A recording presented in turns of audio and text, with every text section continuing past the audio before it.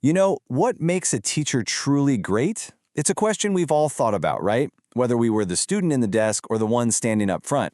But what if the way we've been trying to answer that question is just all wrong? In this explainer, we're going to flip that whole idea on its head to find out what really makes teaching work. So what is it? What is effective teaching?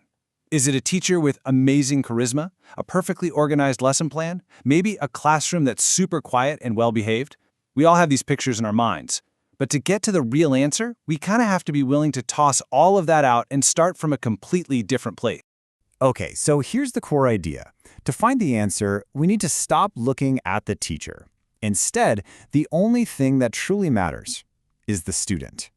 And that right there, that's a fundamental shift in perspective that honestly changes everything about how we look at a classroom. The entire argument really boils down to one simple thought, and it starts with this. If you really want to understand what makes teaching work, you first have to understand what makes learning work. And boom, just like that, the focus completely pivots. It's not about the teacher's performance anymore, it's all about the student's outcome. It's not about what was taught, it's only about what was actually learned. So, this idea leads us to a really practical and I gotta say even blunt way of looking at any lesson. There are no shades of gray here. It's just a simple, almost black and white test to figure out if the teaching actually did its job. And the difference is incredibly simple. Successful teaching? Well, that's if the students understood what was being taught. That's it. Useless teaching? That's if they couldn't. It doesn't matter how eloquent the teacher was or how beautiful the slides looked. If that understanding didn't happen, the effort was, to put it bluntly, useless.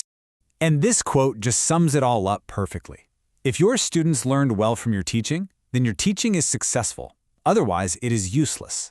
Wow. I mean, there is zero ambiguity in that statement. It's a powerful challenge because it puts all the weight on one single thing, the tangible result of student learning. So this all really comes down to one powerful, perspective-shifting idea. It's basically an invitation to completely reframe how we think about the entire purpose of a lesson.